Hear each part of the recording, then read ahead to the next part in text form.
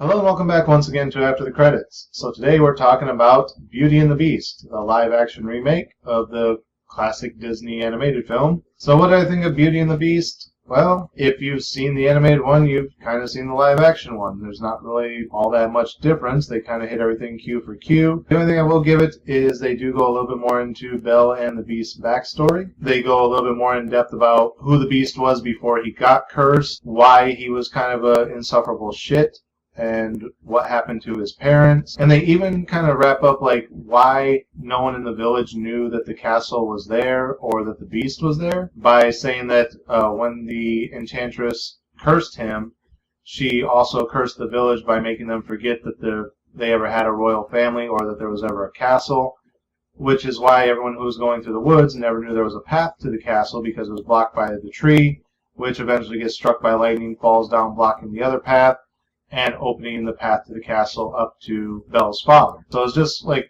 purely chance that happened that night, that it happened to be a storm that night. Otherwise, the beast would have been cursed up there forever and everyone would have forgot about him. We do also get more of a backstory later about what happened to Belle's mother. I don't want to go into too many spoilers about it, but it does kind of tie up issues that people had with the animated movie, like what happened to Belle's mother? Why was the beast cursed at such a young age? So we do find out a little bit more of their backstories. We find out that the villagers were also cursed to forget that the royal family in the castle even existed, and that it was just pure coincidence that Belle happened to find her way to the castle in that particular year right before the curse was set to be permanent. Which then kind of leads to the question of, was it actually coincidence, or did the enchantress plan this and she was manipulating the situation the whole time? Like, oh yeah, I'll let you ride right up to the end, and then I'll send you a girl and see if you can make it work. So yeah, other than that, everything kind of plays out exactly the way it did in the animated series. They do all the same songs. There's actually a couple additional songs in this that I think were originally written for the animated one, but I believe were cut out. I remember seeing some deleted scenes a long time ago for Beauty and the Beast on one of the DVDs or something, where they cut a couple songs out just for pacing and moving the movie along. Here they managed to stick them back in. And like even when we put in these additional scenes of like the Beast singing an additional song or something, I kind of felt like, okay, this wasn't in the original film, but somehow I feel like I've seen this before. And that's when I was kind of realizing, well, maybe it was just on like an extended cut of the movie or something, like on the DVD or whatever, that I happened to see. Oh, we cut these scenes out for timing or whatever, but here they are. And so I think a lot of this stuff was actually explained in the animated feature. It was just kind of to the point where kids wouldn't understand it or care, and it would slow down the pacing of a kids movie for kids and make them lose interest. So let's cut it out and just get to the next part. So yeah, I think a lot of this stuff existed in the original. It just didn't make it to the final cut. So we do find out more of the backstories of both, as I said. The only additional thing they really added is at the end when the final petal falls off the rose in the animated one. Belle's love is what actually grants them more time, or she says I love you right before the final rose melts away completely. In this, they have the final rose fall and the curse is set in. The beast, obviously, since he was shot in the back by Gaston, is dead. And the enchantress, who was actually hiding in the village the whole time as another character, which I don't remember them saying in the first one, but they reveal here, is coming to collect the rose or something, because she shows up in the Beast's castle, and she hears Belle crying over his body and hears her say how she loves him, and that's when she decides to lift the curse, even though the time that was allotted had passed. So that's kind of how they wrap that one up versus her just saying it in the nick of time. So, I mean, I guess that kind of works better for the story. I know a lot of people brought up the whole Gaston's little buddy in the movie is now apparently gay. I don't know why they had to make that a big issue, and honestly, if you watch the film, it's not 100% that he's gay.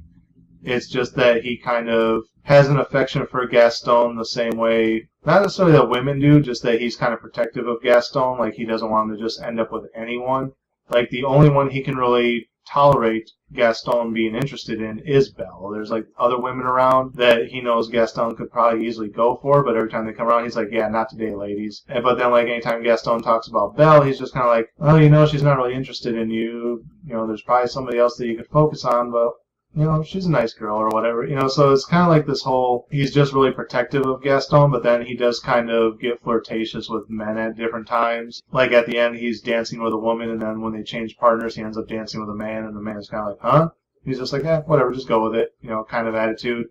So I don't necessarily think that it's that they were trying to make him gay as much as they were just trying to make him sensitive and like open to whatever. And wherever you find love is where you find love.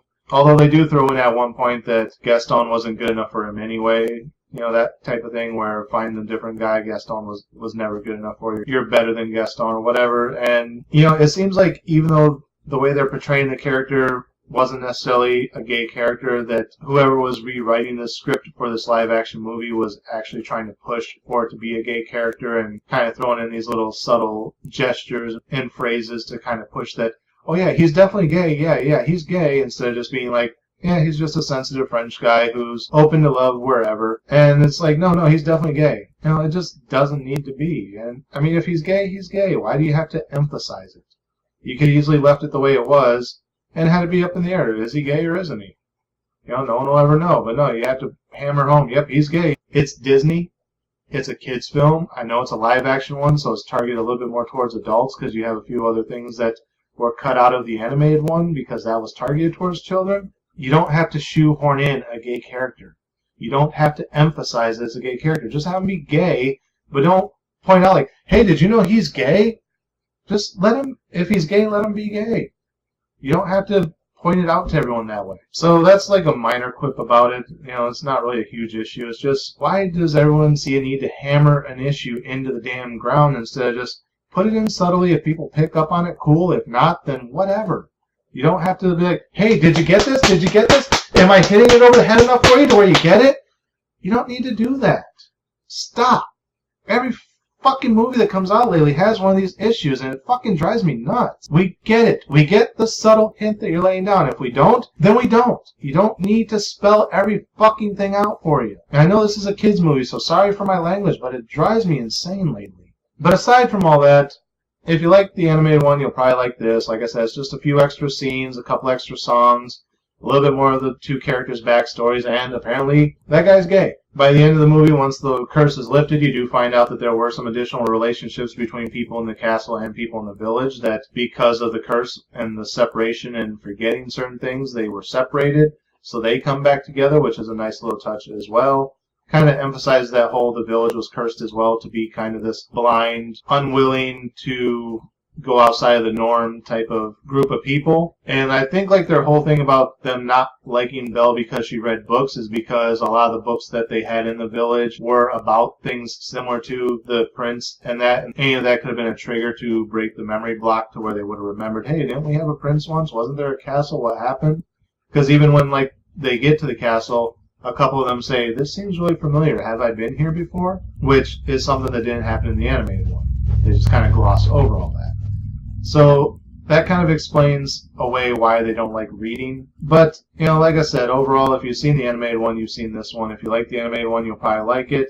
At the same time, it kind of feels like you're watching the same movie, just with different actors playing the characters now. What would I give as far as a star rating? I guess like a 3.5. I was going to say, since it's just a remake, I was going to give it a 3. But I do like that they filled in a couple of those gaps. Like what happened to the prince's parents before he became the beast? Why was he such a twat? What happened to Belle's parents? The fact that the village was cursed as well to forget that they existed.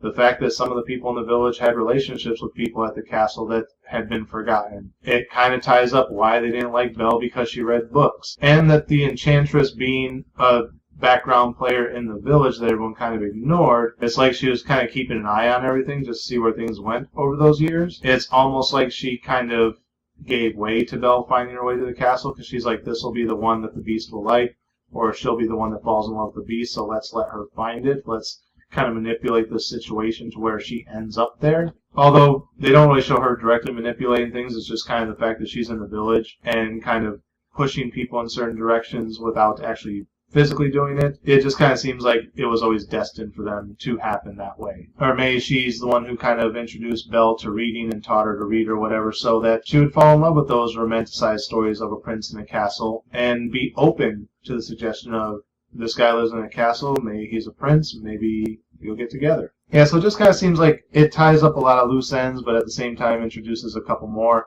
But they're well worth it. So yeah, I give it above the middle of the road. Like I said, I would have given it middle of the road because it was a remake, but it gets a little above that because it tied up a lot of those things that people questioned about the animated one without taking it too far over the top. Why don't I give it a 4 in that case? Well, because, like I said, they hammer you over the head with the, hey, you don't know this character is gay? And you just don't need that. Stop with that shit, and you would have had a 4, but because you have to do things like that and ruin moments in the movie by doing that, you get knocked down to a 3.5. So, yeah, that's my review of the live-action Beauty and the Beast. Again, as always, thank you guys for watching. Remember to like, comment, subscribe, share the video.